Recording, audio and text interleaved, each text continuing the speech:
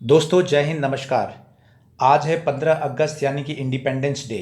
सबसे पहले आप सभी को इंडिपेंडेंस डे की बहुत बहुत शुभकामनाएं। साथियों शुरू करते हैं आज का current affairs and editorial analysis.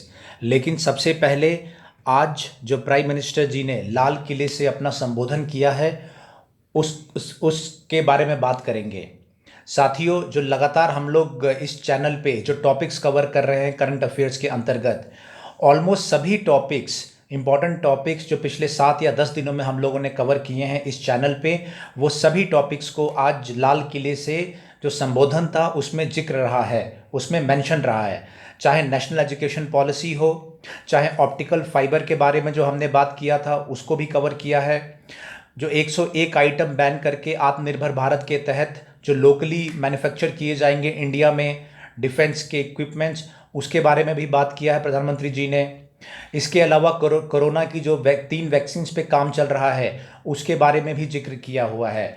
और कल जो हमने बात किया था जो एक नया टैक्सेशन डिजिटल प्लेटफॉर्म लॉन्च किया गया है उसके बारे में भी बात किया गया है। सो साथियों आप देख सकते हैं कि लगातार जो करंट अफेयर्स और एनालिसिस इस चैनल पे हम कर रहे हैं वो सभी ऑलमोस्ट सभी इंपॉर्टेंट टॉपिक्स थे, बहुत शॉर्ट में और बहुत ही सुलझे हुए तरीके से आपको यहाँ समझाने की कोशिश कर रहे हैं, ताकि किसी भी तरीके के अगर आप एग्ज़ाम की तैयारी कर रहे हैं तो उसमें भी आराम से इन इन अपने शब्दों में जो न्यूज़ है उसको लिख सके।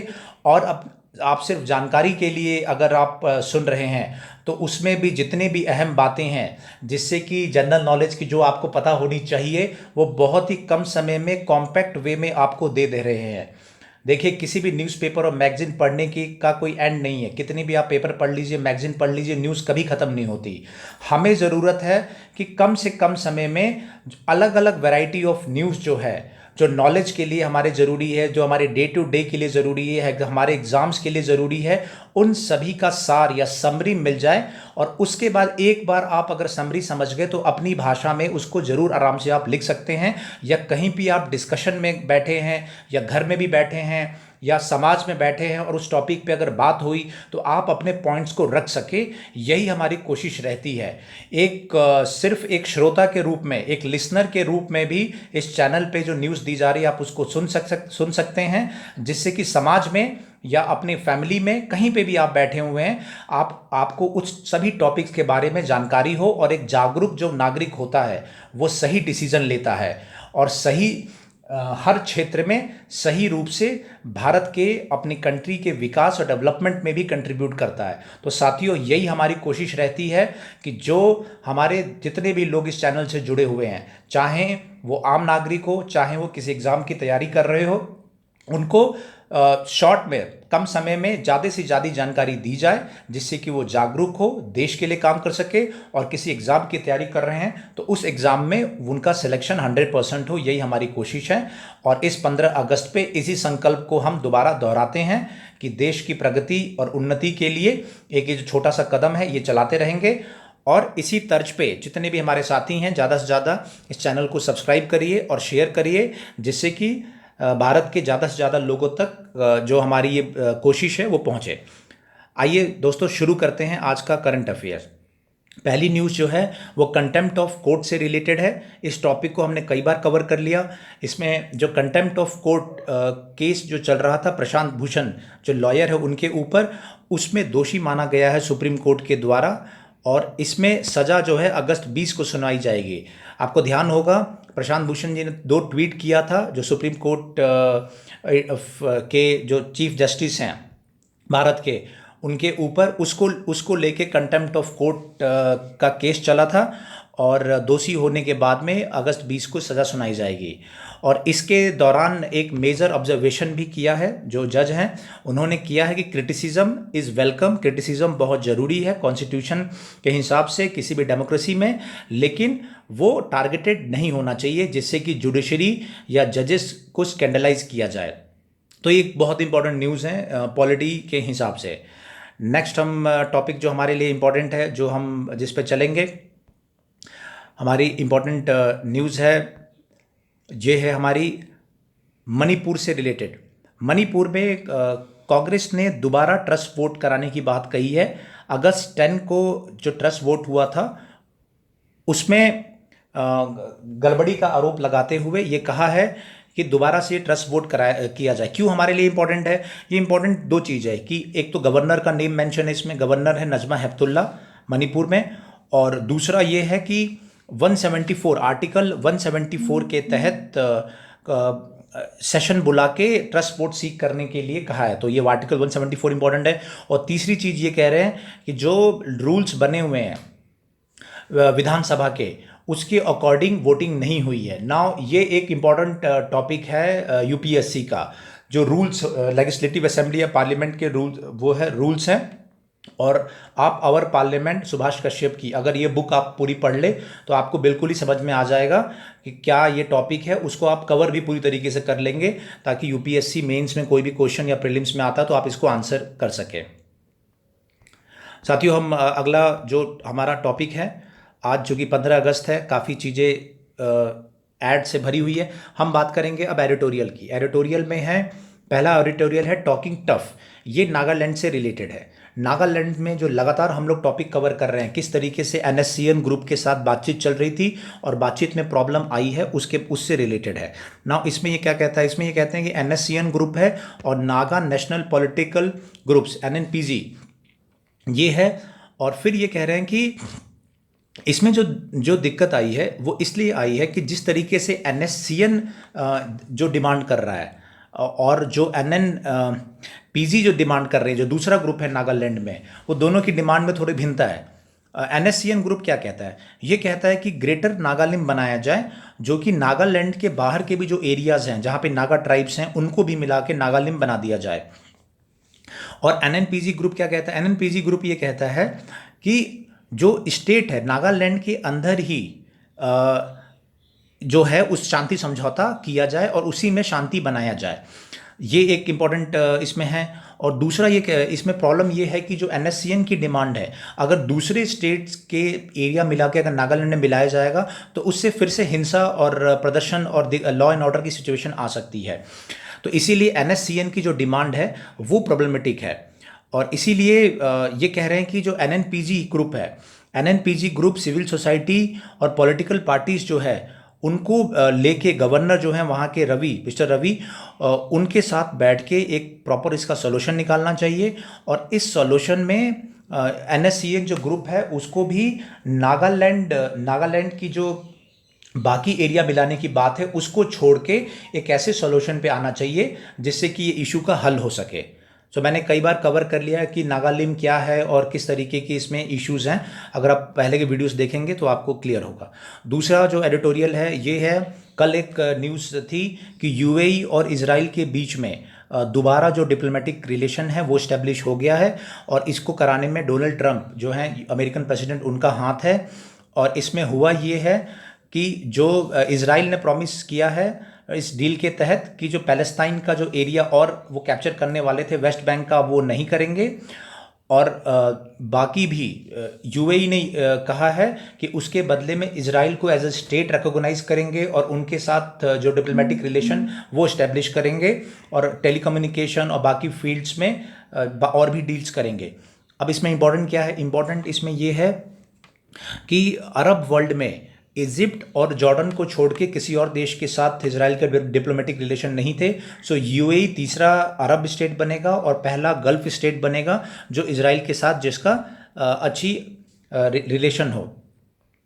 और इसमें क्या है? इसमें यह है कि इजराइल के एनिमी जो है वो ईरान है वेस्टर्न एशिया में, और यूएई है जहाँ पे कि प्रीडोमिनेंटली सुन्नी मुस्लिम है, उनका भी एनिमी मानते हैं वो ईरान को, जहाँ पे कि मोस्टली शिया मुस्लिम होते हैं। सो इन दोनों को कॉमन एनिमी एक तरीके से ईरान को मानते हुए ये इन्होंने एक कॉमन प्लेटफॉर्म इनको मिला है।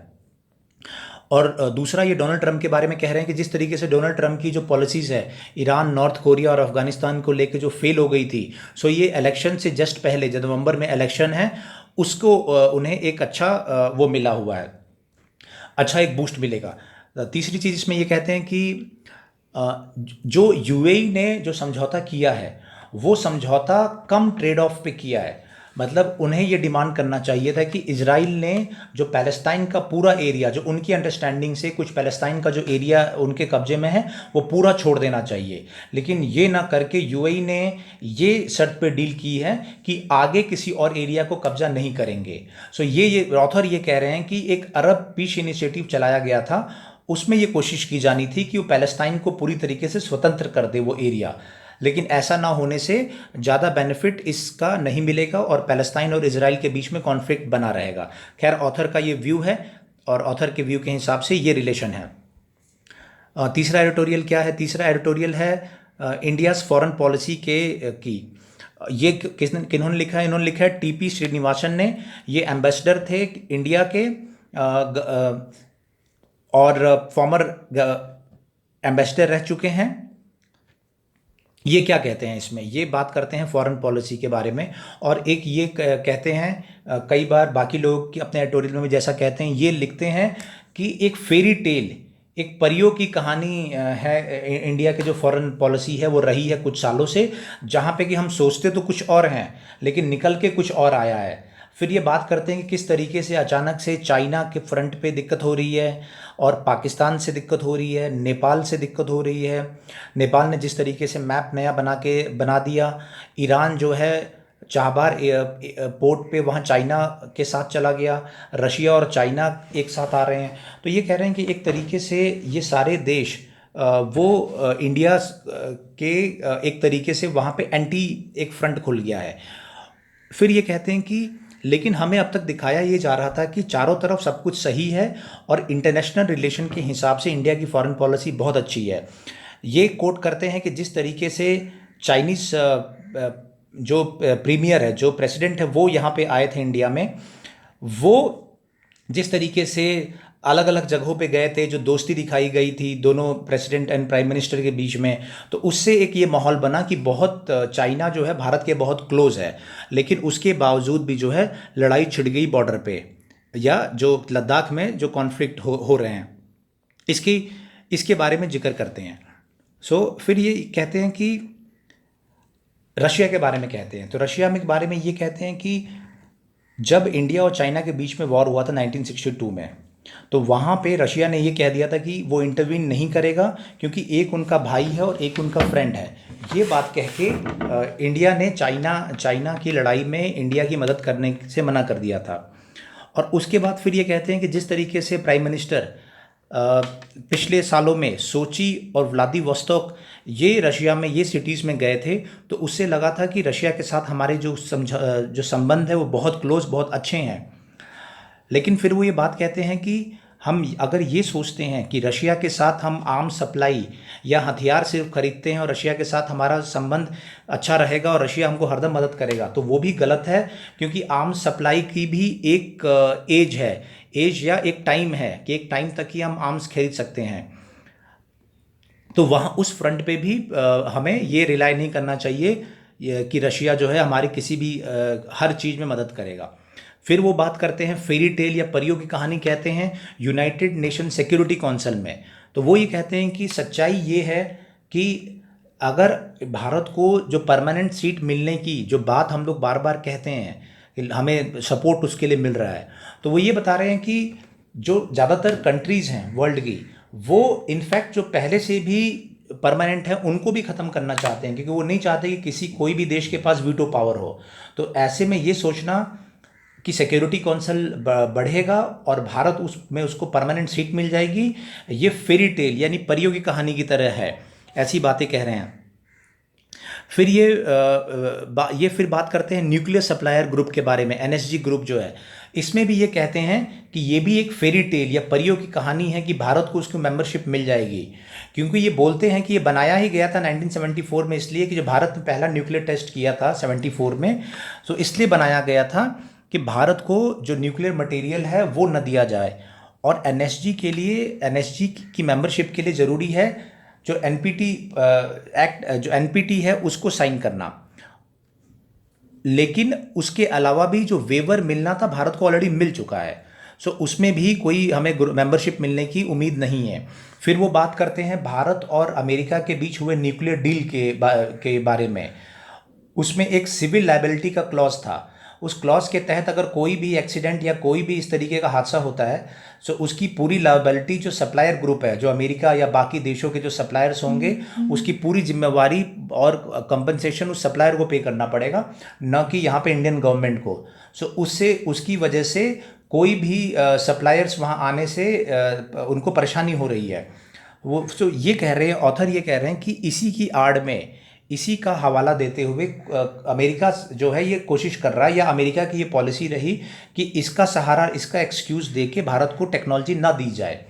तो बेसिकली इन्होंने कई जो हैं ये अपने पॉइंट्स हैं वो इसमें रखे हैं, और फिर ये कह रहे हैं कि इसीलिए कि डिसइल्यूजमेंट मत हो, क्योंकि देश में एक तरीके का नेगेटिविटी का माहौल ना हो, इसीलिए एक इल्यूज़न बना के रखना ये भी ज़रूरी है। उससे कोई हार्म नहीं है, लेकिन सच्चाई हमें मालूम होना चाहिए, और सच्चाई के बेसिस पे ही हमें नेगोशिएट करना चाहिए अपनी फॉरेन पॉलिसी को, ना कि अपने सिर्फ ख्यालों से।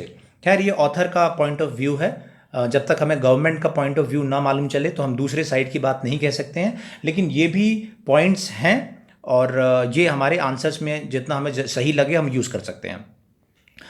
नेक्स्ट आर्टिकल है democracy needs an internet ombudsman। तो बेसिकली ये जो पूरा एडिटोरियल है ये बात करता है डेटा प्राइवेसी की, और जो हमारे ओवरऑल प्राइवेसी की, ह्यूमन प्राइवेसी की।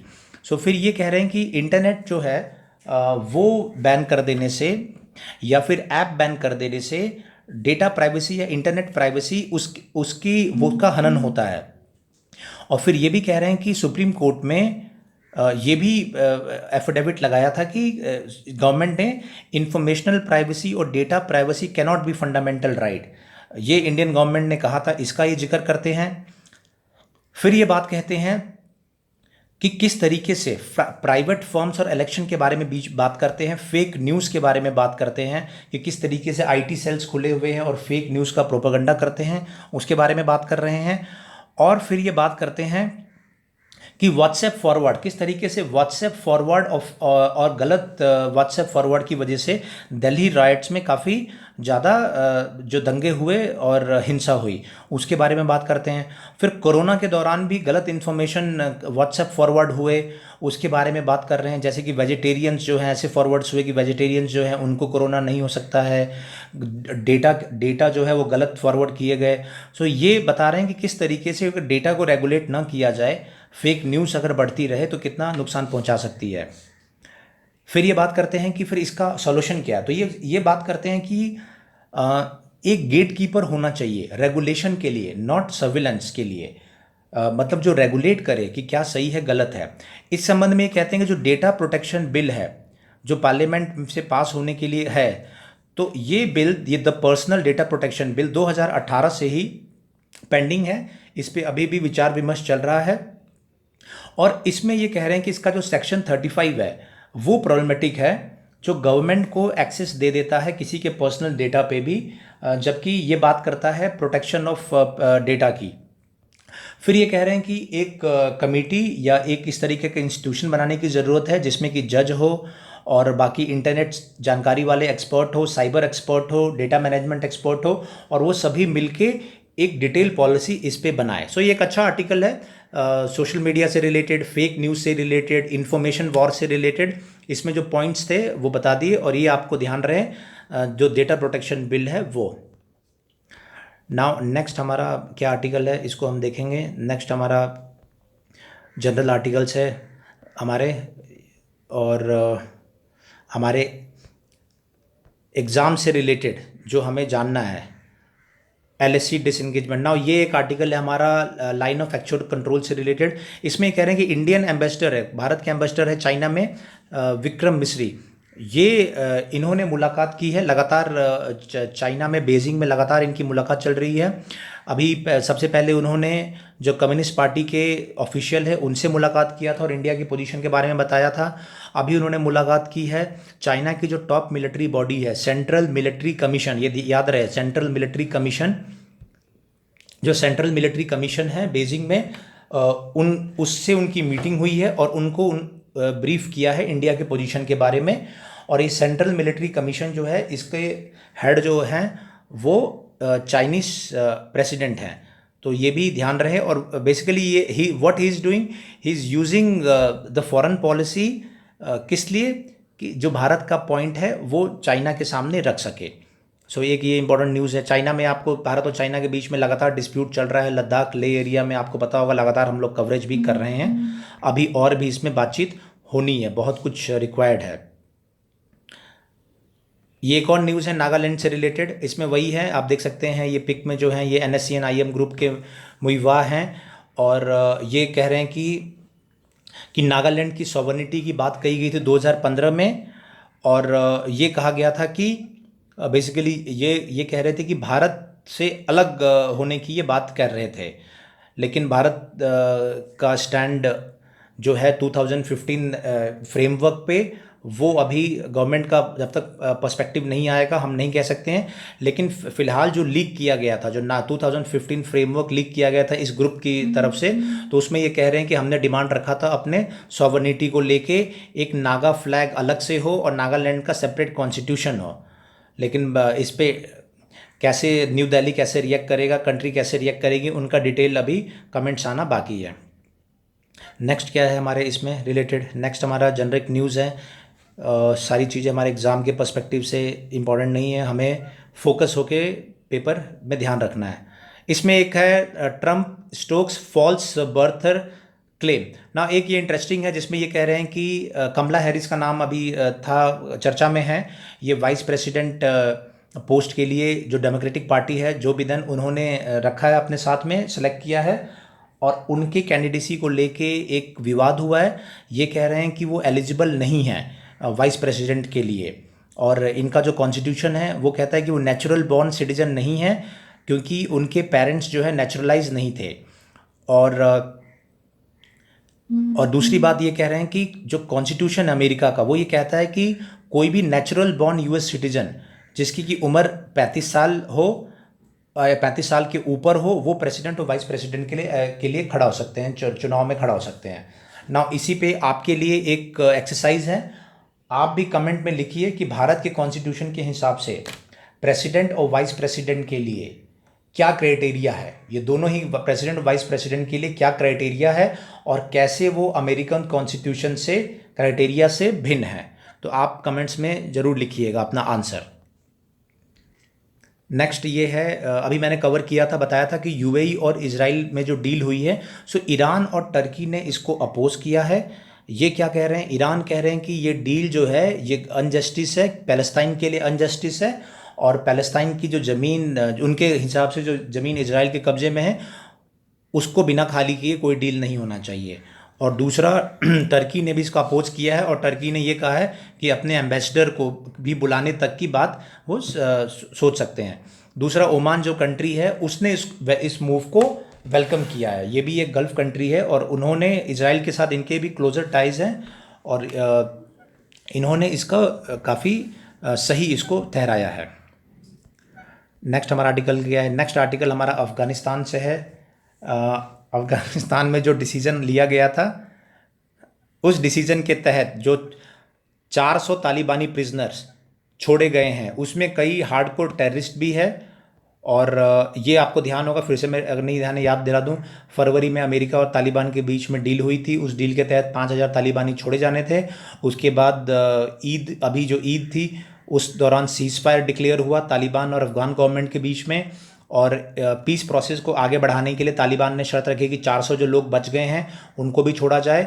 वहाँ पे लोया जिरगा की मीटिंग हुई और उसमें जो है अफ़गानिस्तान में, और वहाँ पे डिसाइड किया गया ये 400 को छोड़े जाने के लिए। तो ये छूटे हैं और दोहा कतर में फर्दर बातचीत होनी है इसमें ना। और क्या है इसमें, और इसमें है, ये न्यूज़ आ रही है टर्की। कल मैंने न्यूज़ कवर किया था कि कल फ्रांस ने राफेल जो एयर जेट हैं अपने, वो लगाए हैं टर्की और साइप्रस के बीच में जो विवाद हो रहा है उसके लिए, उस सीमा पे लगा दिया है। और ये रफ़ाल जो है, ये रफ़ाल आपको ध्यान होगा भारत ने भी ख़रीदा है फ्रांस से। तो फ्रांस भी अपने जहाँ जहाँ ज़रूरत होती है उसका इस्तेमाल करता है अपनी कंट्री की जो भी ऑपरेशंस होते हैं उनके लिए। वहाँ पे विवाद क्या है, विवाद है कि टर्की और साइप्रस का जो एरिया है, वहाँ पे मेडिटेरेनियन सी में, वहाँ पे नेचुरल गैस के जो ब्लॉक्स हैं उनको और एक्सप्लोर करने के लिए वहाँ पे विवाद हुआ है। इसी विवाद में फ्रांस ने अपनी फ्लाइट्स भेजी थी, और टर्की ने भी कहा है कि वो भी रिटेलिएट करेंगे। तो सो बेसिकली ये फॉरेन पॉलिसी के हिसाब से है कि क्या वहाँ पे चल रहा है। अगला क्या है? अगला ये है इकोनॉमी से संबंधित। इकोनॉमी में ये कह रहे हैं कि इंडिया का ट्रेड डेफिसिट जो है, जो घाटा है भारत का, व्यापार घाटा, वो 4.83 बिलियन है, घाटा हुआ है। और इससे पहले जो जून का मंथ था, 18 साल के बाद में पहली बार हमारा ट्रेड घाटा नहीं था, हम लोग इनफैक्ट सरप्लस में थे। क्यों हुआ है? ये हुआ है कि जो हमारा एक्सपोर्ट है वो तो गिरा है, हमारा इंपोर्ट जो है वो बेहतर रहा है। तो एक्सपोर्ट हमारा कम हुआ, इंपोर्ट ज़्यादा रहा, इससे हमारा ये वित्तीय घाटा हुआ है, और कोरोना की वजह से ये चेंजेस आपने देखे हैं। इसके अलावा क्या है हमारे पास? इसके अलावा है जो पीयूष गोयल है, उन कॉमर्स मिनिस्टर, उन्होंने एक बात कही है कि जिन कंट्री से हमारा फ्री ट्रेड एग्रीमेंट है, वो कंट्रीज के माध्यम से जो गलत सामान या कम क्वालिटी के जो सामान भेजे जा रहे हैं उस पे भारत की नज़र है। और कोई भी कंट्री जिससे फ्री ट्रेड एग्रीमेंट किया है, वो अगर भारत का सामान अलाउ नहीं करेगा अपनी कंट्री में बेचने को, तो भारत भी अपना जो मार्केट है उसमें अपना सामान उनको नहीं बेचने देंगे। तो एक ये इंपॉर्टेंट डेवलपमेंट है इकोनॉमी से रिलेटेड आने वाले दिनों में, क्योंकि कोरोना से काफ़ी इकोनॉमीज इम्पैक्ट हुई है। और ऐसा नहीं है कि भारत के मार्केट में आप सामान बेच रहे हैं और अपने मार्केट में तो सामान बेचने नहीं दे रहे हैं। तो भारत की तरफ से कुछ एक्शन आप देख सकते हैं, और इकोनॉमिक्स में ये एक इम्पॉर्टेंट क्वेश्चन हो भी सकता है। तो इस पे भी ध्यान हमारा बना रहेगा। और क्या है हमारा? और हमारा एक न्यूज़ है चाइनीज़ फर्म्स। चाइनीज़ जो फर्म्स है, ये ओप्पो और शॉमी जो फ़ोन्स हैं, उन्होंने कंप्लेन किया है कि उनका जो उनके जो प्रपोजल्स हैं उसको ब्यूरो ऑफ इंडियन स्टैंडर्ड वो डिले कर रहा है। क्यों डिले कर रहा है? कि उनके जो फ़ोन्स को स्टैंडर्डाइज या सर्टिफाई करना है उस वो नहीं हो पा रहा है। और भारत ने इसमें अभी अपना कोई जवाब नहीं दिया है, लेकिन ये एक इम्पॉर्टेंट न्यूज़ है कि किस तरीके से जो चाइनीज़ के जो फ़ोन्स हैं वो भारत में एक तरीके से उनको डिले किया जा रहा है, उनका अप्रूवल। तो ये सब जो भारत और चाइना के बीच में जो विवाद चल रहा है उस सब से रिलेटेड है। तो आप इसको देख सकते हैं कि कैसे चाइना ने मिलिट्रीली काम शुरू किया, लेकिन भारत इकोनॉमिक्स, पॉलिटिक्स, हर लेवल पे इसको किस तरीके से अपोज कर रहा है। इनफैक्ट जो एजुकेशन लेवल पे भी जो Chinese language as a foreign language जो मैंड्रिन था उसको हटा दिया नेशनल एजुकेशन पॉलिसी में। तो इम्पैक्ट जो है हर स्तर पे होता है। तो अपने आंसर जब भी लिखे तो ये आपको ध्यान रहे, जो मैं पढ़ा रहा हूँ, जो आपको बता रहा हूँ, कई पर्सपेक्टिव से ये चीज़ों को ध्यान में रखना है कि मिलिट्रीली विवाद शुरू हुआ है, लेकिन एजुकेशन पे, इकोनॉमिक्स पे, people to people contact, cultural, हर जगह पे उसका इम्पैक्ट होता है। सो ये हमारा ये बेसिकली आज का हमारा करंट अफेयर्स और एडिटोरियल एनालिसिस दोनों ही था। नाउ आज का जो क्वेश्चन है, कल भी मैंने क्वेश्चन आपको दिया था आंसर लिखने के लिए। आज का जो क्वेश्चन है, क्योंकि कई टॉपिक हम पढ़ चुके हैं, आज का क्वेश्चन है नागालैंड जो समझौता है उससे रिलेटेड। आप उसके बारे में लिखेंगे, जो न्यूज़पेपर में आया है वो हमने कवर किया है। इसके अलावा अपनी जो आपके नोट्स हैं, जो स्टडी की है, so you have to write in 250 words. 250 words का ये क्वेश्चन रहेगा, और इसमें आपने लिखना है कि जो नागालैंड पीस प्रोसेस है, इसको क्या इसका फ्यूचर है, क्या कैसे नागालैंड के जो लोग हैं क्या अपना फ्यूचर उम्मीद कर सकते हैं। तो इसमें अपना आंसर फ्रेम करिए। सिंपल मेरा क्वेश्चन है कि नागालैंड के लोग हैं, कैसा फ्यूचर, किस kind of future, what kind of future they can hope for. तो जब फ्यूचर की बात होती है तो पास्ट से आपको शुरुआत करना पड़ेगा। पास्ट की बातें लिखेंगे, प्रेजेंट में क्या हो रहा है, और फ्यूचर क्या सही होना चाहिए कंट्री के हिसाब से। उन सभी को बातों को मिला के 250 वर्ड्स में you have to write the answer. ये मेंस का क्वेश्चन, इसको मान के आप आंसर लिखेंगे। थैंक यू दोस्तों। आज का टॉपिक हम लोग करंट अफेयर्स और एडिटोरियल एनालिसिस हम यहाँ पे ख़त्म करेंगे। और एक बार पुनः once again happy Independence Day to you all. Thank you. जय हिंद। धन्यवाद।